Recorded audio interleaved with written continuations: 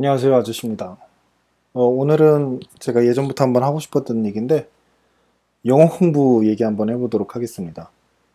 제 동영상 보시면은 알겠지만, 영어 공부하는 동영상이 꾸준히 올라가고 있죠?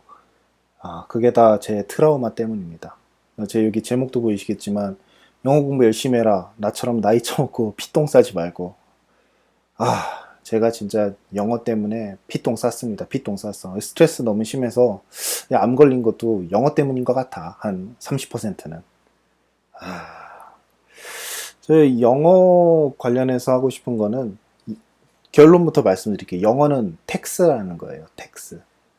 그 앵글로 색슨족이 전 세계를 지배하기 위한 그 본인들의 그 소프트웨어 파워가 있는데 그 중에 제1이 영어입니다.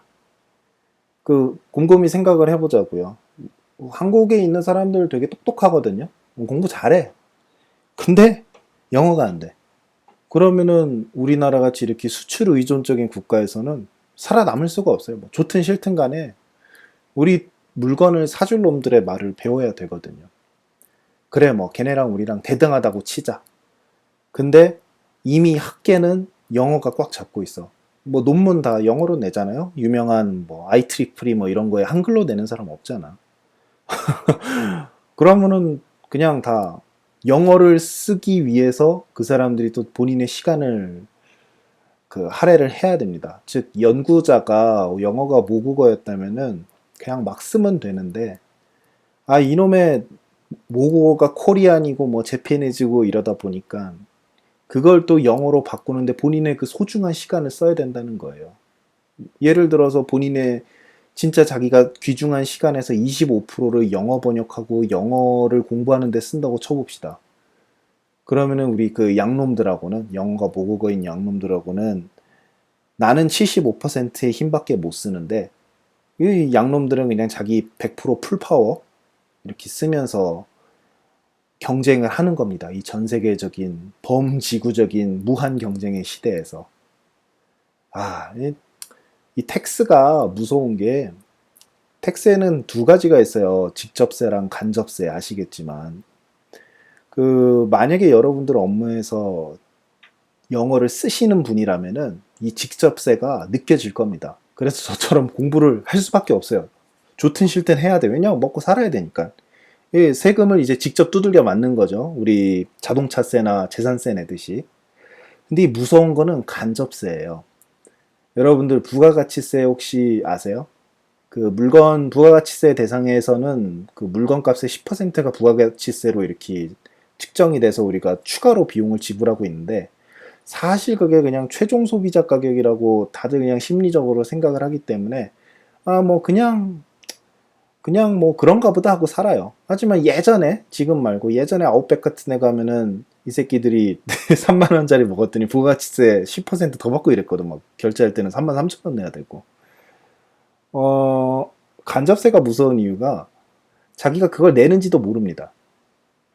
그래서 여러분들 업무가 직접적으로 영어가 연결이 안 되어 있으면은 일단 직접세의 그 고통은 없는데 그 영어를 못함으로써 여러분들이 받아들일 수 없는 수많은 최신 정보들 그냥 쉽게 생각해서 트위터나 페이스북이나 뭐 미국 뉴스 같은 거 그냥 볼 수 없는 그런 상황에 처하게 돼요. 항상 뭘 하려면은 어떤 기레기든 아니면 현인이든 그 미국 뉴스를 또는 뭐 영어권 뉴스를 무조건 한국어로 번역을 해줘야 돼. 그럼 그거를 읽고 나서야 세상 돌아가는 걸 알게 되는 거예요. 여러분, 그게 간접세입니다. 자기가 내는지도 모르고 내고 있는 세금. 간접세 내는 거랑 직접세 내는 거랑 이렇게 내고 살면서 나는 내 발목에 모래주머니 달았는데 양놈들은 그냥 헐헐 아무것도 없이 날아당기는 거예요. 나는 손목에 이렇게 자물쇠 차고 있고 자물쇠가 아니죠. 그 뭐라 그러죠? 수갑 차고 있고 발에는 모래주머니 차고 있고 자 너네 둘이 산 올라가. 우리 글로벌라이제이션 시대잖아. 무한 경쟁 했는데 불공평해. 일단 게임 자체가 불공평해. 근데 일단 하래. 뭐 영어라는 것이 그런 것입니다, 여러분. 근데 이게 재밌는 게 그거를 우리의 70년대 학번 분들은 그거를 이해를 했어요. 70년대 대학교 혹시 나오신 분들 주변에 있으세요? 만약에 본인이 중산층 이상이다. 지금 듣고 있는 나는 20대에서 30대 사이인데 중산층 이상이다. 라고 하면은 아버지가 70년대 생 또는 60 빠르면 60년대생 대학생이실 가능성이 매우 높습니다. 그분들 한국 사회에서 굉장히 소수예요. 그 사람들이 뭘 했냐? 야, 이거 뭐 영어 안 배우면 안 되겠구나 싶어가지고 자기들 이제 자녀들 이제 80년대생부터 그 뭐 늦게는 이제 90년대생부터 이렇게 영어를 가르치기 시작을 해요. 본인들은 안 거야. 세상 돌아가는 거를 대학교를 가보니까. 맨날 뭐 시위하고 했겠지. 아, 근데 아는 거야. 아, 영어 안 하면 안 되는구나. 그리고 이제 그때 한국이 고도 성장을 하면서 주재원들이 많이 나갔었어요. 주재원들이 이게 돌아보니까 이게 장난이 아닌 거지. 그래서 이게 90년대 같은 경우에는, 즉 90년대, 우리 한국의 90년대 같은 경우에는 사람들이 이미 그거를 눈치를 많이 깠기 때문에 그 80년대생들, 아, 죄송합니다. 90년대가 아니라 90년생들. 90년생들이 이제 어릴 때는 이미 사회적으로 영어가 중요하다는 게 눈치를 깠기 때문에 서민들도 영어를 배우기 시작한 영어 사교육 열풍이 불었어요. 그래서 이제 뭐 초등학생도 막 영어 가고 막 영어 유치원 보내고 이랬었고, 이제 000년생 이후 분들은 뭐 영어 정도는 기본으로 하시는 걸로 알고 있어요. 우리 후배들은 영어는 기본이야. 한국어 너무 어렵대. 영어로 보고서 쓰고 번역기로 한국어로 바꿔서 보고서 그 한국어로 고쳤다고 하더라고요. 걔네들은 어렸을 때부터 태어난 거랑 국적만 한국인 거지. 그냥 외국에 오랫동안 살았던 애들이니까. 근데 이제 80년대가 진짜 극단적인 세대였던 거예요.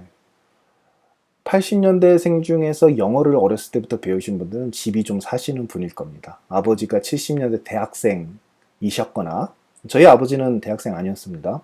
그 갈만한 환경이 안 돼서.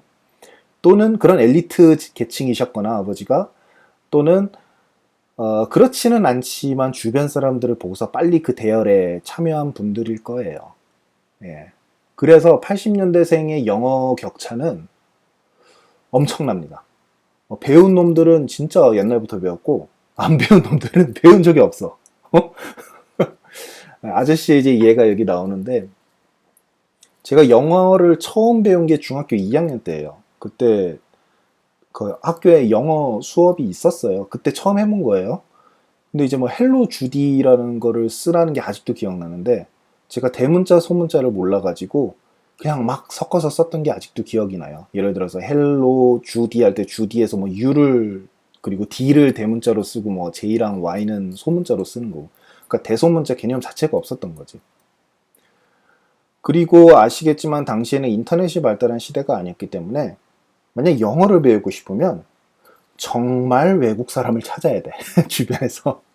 지금은 돈 내면 뭐 스카이프로 다 되죠. 쉽죠. 근데 그 당시에는 정말 영어를 배우고 싶으면은 코리안 영어로 이렇게 막 코리안 발음으로 열심히 학원 가서 배우든지, 아니면은 정말로 외국에 가서 살든지, 아니면 주변에 있는 외국인으로부터 그 과외를 받든지 했어야 되는 시대예요. 그러다 보니까 돈이 없으면 영어를 못 배워. 그게 진짜 여러분 무서운 겁니다. 여기 보시면 알겠지만 80년대생에게는 영어는 계급 간 격차를 극한으로 느낄 수 있는 포인트다. 코리안 공교육은 제가 기억하는 한으로는 영어는 정말 개판이었어요. 일단 선생들 중에서 영어를 할 수 있는 자들이 별로 없었어요. 잘 몰라, 지네들도. 영어 뭔지 몰라. 그냥 시험 봐서 선생님 된 거야. 단어는 좀 많이 알겠지. 자기네 가르친 학생들보다. 그러니까 선생들이 영어를 못하니까, 그리고 학생들이 일단 많으니까 무슨 영어를 가르치겠어요. 결국은 그냥 1대 다로 찍어내듯이 할 수 있는 문법 시험 보는 거예요. 문법은 가르칠 수가 있거든. 언어는 못 가르쳐도. 그러니까 애들은 문법이나 배우고 단어나 외우고 문장이나 읽고 하다가 이게 뭐 재미도 없고 말하는 것도 아니고, 뭐 그 당시 또 유튜브가 있어요. 뭐가 있어요. 잘해야 AFKN 듣는 건데 누가 AFKN 듣고 있어. 지금처럼 유튜브나 뭐 트위터 이런 거 하면은 사람들이 뭐 영어가 신기하네 이러면서 듣기라도 하지만 AFKN 그때 채널 2인가 3인가 그랬는데 그거 보고 있는 사람 정말 독한 사람이었어요. 그때 공부 열심히 하신 분들. 네. 뭐 그렇게 살다 보니까 영어랑은 참 먼 세대가 됐습니다. 네. 그런데 이제 제가 그 세대간이 아니죠. 같은 80년대생간 그 영어의 격차를 극한으로 느꼈던 게 여기 썼던 대학교 오리엔테이션이었어요. 제가 대학생 때 수능을 뭐 운 좋게 잘 봐가지고 저는 대학은 수시로 들어갔습니다. 지금도 그런 제도가 있는지 모르겠는데 수시 뭐 나한테 뭐 1차 붙었는지 2차 붙었는지 합격했는지 알려주지도 않고 일단 수능을 봐. 그럼 수능 점수를 보고서 수시에 합격했는지 안 합격했는지를 알려주는 시스템이 있었어요. 지금도 있는지는 모르겠어요. 아무튼 저는 수능도 받고 수능 점수도 나왔고 그리고 합격은 수시로 했습니다. 어쨌든 그때 당시에는 수시 합격하면 정시를 못 썼어요. 그러니까 여러분들이 이류 대학교에 수시 원서를 넣었는데 수능이 일류 대학교를 갈 수 있다고 하더라도 이류 대학교를 무조건 가야 되는 시스템이었어요, 당시에. 저는 네, 뭐 이류라고 하긴 그렇지만 어쨌든 그래서 제가 원치 않았던 학교에 들어가긴 했습니다. 근데 이제 뭐 수능 점수가 괜찮았으니까 그 학교에서 4년 장학생, 전액 장학생으로 이렇게 들어가기는 했는데 당시 이제 입학식을 하기 전에 특별 오리엔테이션이라는 게 있었어요. 거기에는 세 가지 전형으로 합격한 학생들이 모였습니다. 첫 번째는 저 같은 그 전액 장학생을 받은 친구들, 그리고 두 번째는 그때 당시에 리더십 전형이라는 게 있었대요. 그러니까 학생회장, 뭐 부회장 이런 거 했던 애들 중에서 수시 합격한 애들. 그리고 세 번째는 수시 및 정시겠죠? 네. 그리고 세 번째는 외국인 전형자 합격한 애들. 아니, 왜 외국인 애들 전형자를 뭐 넣는지 모르겠지만 어쨌든 그렇게 세 부류가 모여서 뭐 이것저것 리더십, 뭐 팀 빌딩 뭐 이런 거 배우고 했던 시절이에요. 그거를 딱 배웠는데 뭐 배운 건 재밌었는데 재밌는 건 이제 그거 1일차인가 끝나고 나서 2일차인가 끝나고 나서 기숙사 가 있으니까 친구가 야 저기서 뭐 파티한다 이러는 거예요. 그래서 파티? 뭐 애들끼리 그냥 소개하고 이런 건가? 해서 갔더니 거기서는 그 영화에서나 보던 애들이 노래 틀어놓고 맥주 마시는 그 뭐라 그러죠? 굉장히 제 기준으로는 불량해 보이는 그런 스탠딩 파티를 하고 있었습니다. 어, 그 영화에서나 봤던 장면이었어요. 애들이 이렇게 노래 틀어놓고 하면서 말이 하나는 없지만 이렇게 술 마시면서 막 뭐랄까 걔네들이 막 영어 쓰더라고요. 지네들끼리 영어가 편하니까 하는데 저는 이제 거기 잠깐 있다가 야 이건 도저히 내가 있을 만한 분위기는 아니고 나도 너무 컬처 쇼크가 크다 이러면서 나왔었습니다. 네, 지금 생각하면은 좀 쪽팔리긴 한데 어쨌든 그때 처음 알았던 게 와 이거 세상이 진짜 완전히 다른 세상이 있구나. 영어든 뭐 영어권에 살았던 것이기 때문이든 아무튼 뭔가 신기한 게 있긴 있다. 라고 하고서 공부를 안 했어요. 대학교는 뭐 영어 공부 열심히 안 해도 졸업은 할 수 있더라고. 지금처럼 막 이렇게 빡세게 영어 공부를 안 했던 것 같아요. 그리고 제가 또 ROTC를 했다 보니까 취업 준비를 한 적이 없어요. 대학교 때. 다만 오직 하나. 그 토익이 650점이었나 650점이었던 것 같아요. 650점을 넘어야 졸업을 시켜줬거든요. 저희 학교가. 그거 하려고 막 피똥 싸면서 공부를 했었지. 지금 와이프랑. 근데 하라는 공부는 안 하고 연애질 하다가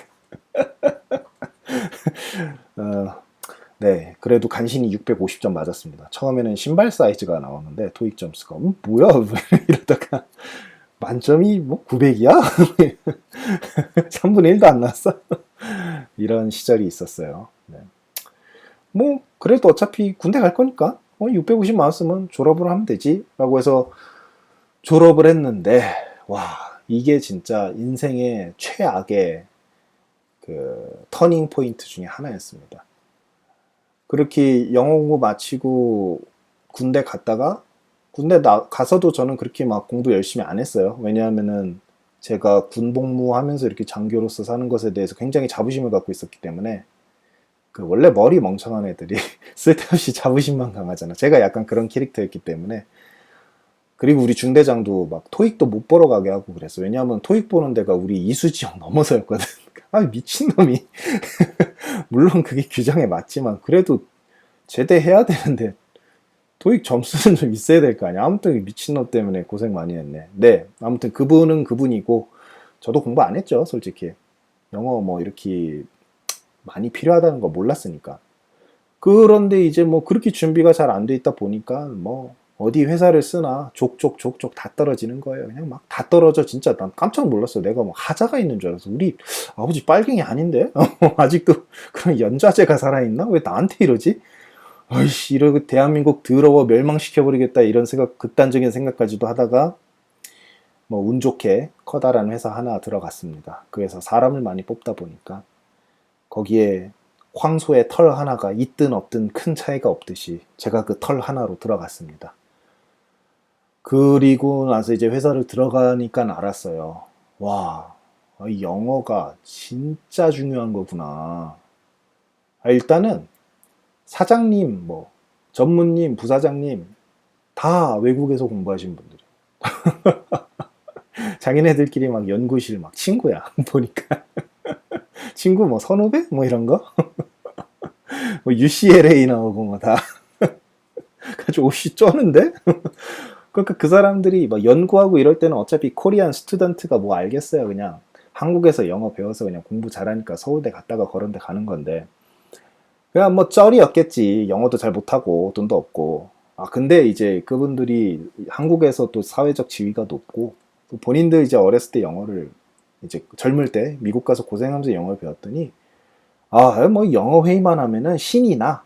본인이 조금 실력이 떨어지더라도 괜찮아. 나는 임원이니까 괜찮아. 이게 자부심이 대단한 건지 뻔뻔한 건지 아무튼 그분들 정말 대단했어요. 기본적으로 영어 다 하시고 뭐 영어 발음이 좀 뻣뻣하고 그래서 그렇지 문법적으로 이렇게 다 거의 완벽한 말을 하시는 분들이었고 기본적으로 똑똑하시니까 그분들이 이렇게 자신감 있게 영어를 쭉 하고 또 당시에 우리 회사 폴리시 중에 하나가 이메일을 영어로 쓰라고 했어요. 그 사장님이 뭐 애들이 이렇게 영어를 못해 이러면서 니네들 다 영어로 써. 그래서 영어로 쓰라고 한 거예요. 근데 제가 뭐 아나요 신입사원이 영어도 못하는데 회사는 들어갔는데 이메일 한 통 쓰려면 막 2시간씩 걸려. 더 웃긴 거 이메일 한 통 쓰고 선배들한테 물어보면 선배들도 몰라. 선배들도 영어 잘 못했으니까. 근데 이제 그때 느꼈죠. 야, 이거 뭐 내가 서울대 나온 사람도 아니고 UCLA 나온 것도 아니고 영어도 못하고 하면은 내가 영원히 저 자리는 못 올라가겠구나. 산호비로서 저 자리는 그냥 꿈과 같은 자리겠구나. 라는 거를 알게 되고 그리고 이제 결국은 내가 허드렛 일만 하게 되겠구나. 그냥 한국 놈들이면 할 수 있는 대체 가능한 일들. 스탬플링이라 그러죠. 이렇게 자료 취합해서 찍어서 넘겨주고 복사하고 맨날 그럼 그냥 개 잡일만 하다가 내 인생도 그냥 여기서 끝나는구나 라고 생각을 했습니다. 그리고 실제로 네, 개 잡일만 했습니다. 제가 한 입사하고 한 4, 5년 정도는 정말 개 잡일만 했는데 그 개 잡일을 하는 와중에 다른 일들을 정말 끝내주게 잘 한 것들이 있어요. 남들이 생각을 안 했던 것들을 그건 나중에 한번 얘기하도록 하고 그러고 나서 이제 공부를 엄청나게 열심히 했죠. 네. 공부를 엄청나게 열심히 했는데 실력이 잘 안 늘더라고요. 그래도 운 좋게 뭐 회사에서 이렇게 해외로 유학을 보내주는 기회를 잡아가지고 유학을 가기는 갔어요. 근데 뭐 코리안이 뭐 영어 실력 뻔한데 가서 스트레스를 정말 많이 받았습니다. 와 이건 진짜 뛰어내리고 싶다. 그 유학 가기 전에 공부하는 것도 너무 힘들었고 제가 그 영어 성적이 꼴찌였다고 하더라고요. 회사에서 보내는 사람 중에서. 왜냐면 뭐 제가 아까 말했던 80년대생 그 극한 계급 격차에서 그 최하에 있었던 사람이기 때문에 뭐 영어 실력도 안 돼, 뭐도 안 돼, 안 돼. 일단 뭐 회사에서 운이 좋았으니까 가게 됐으니까 미친 듯이 막 살 빠지면서 공부를 했어요. 유학 가서도 정말 미친 듯이 공부만 했고 남들 즐길 때 그렇게 막 죽도록 하니까 이제 조금 조금 늘더라고요. 어. 그렇게 늘고 나서 또 제가 한국에 돌아오고 나서 또 일을 하니까 또 이제 영어권 일을 하다 보니까 이게 아까 말씀드렸던 직접세를 계속 두들겨 맞는 거예요. 그러니까 정신 못 차리고 계속 공부하는 거예요. 공부하는 방법은 여러분 별거 없습니다. 그냥 돈 퍼부으면서 제가 돈 한 수천 쓴 것 같아요. 돈 퍼부으면서 필리핀 누나든 캐나다 누나든 붙잡고 한 하루에 한 시간씩 계속 얘기하는 거예요. 지금은 하루에 한 1시간까지는 아니고 일주일에 한 2시간 정도? 네, 그 정도만 하기는 하는데 진짜 처음 했을 때는 처음 한 1, 2년 정도는 그렇게 했어요. 미친 듯이. 그게 어디서 배운 거냐면은 옛날에 유학 갔는데 저랑 같이 유학 온 일본 친구가 하나 있었거든요.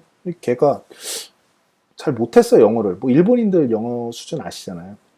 잘하는 친구는 물론 잘하지만 그 친구는 좀 못하는 축에 속했는데 한 1년쯤 지나니까 애가 영어가 입에 짝짝 붙어. 가지고 야, 니는 어디서 이렇게 영어를 배웠니?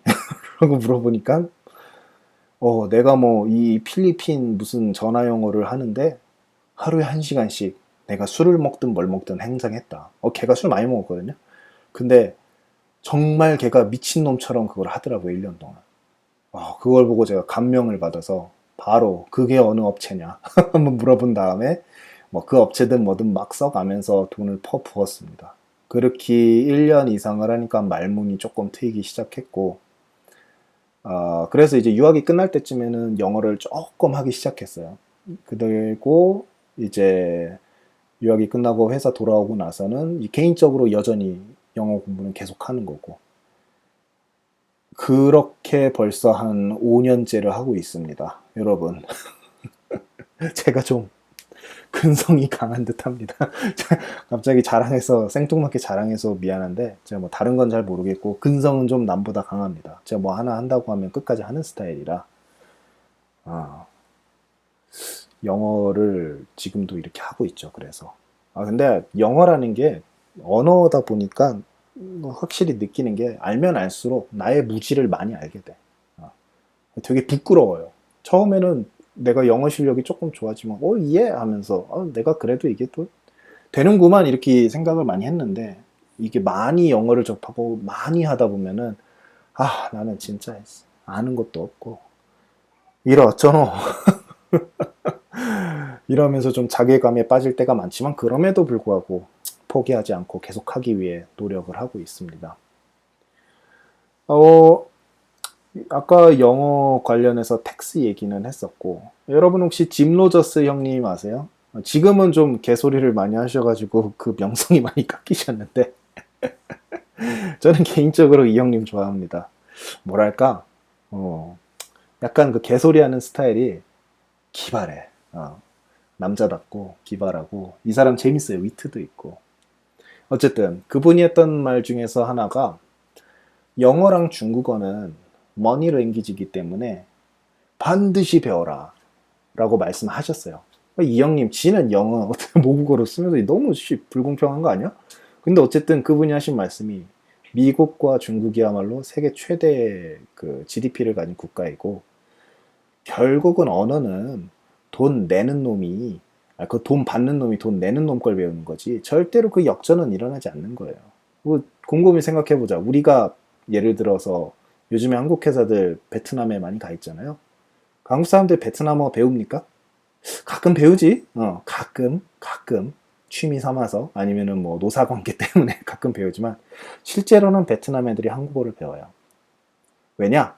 돈이 그 한국 사람 주머니에서 베트남 사람 주머니로 들어가거든. 우리 미국 갔어. 돈 어디서 나와요? 미국 놈들 주머니에서 나온다니까. 중국 갔어. 돈이 어디서 나와? 중국 놈들 주머니에서 나오는 거예요.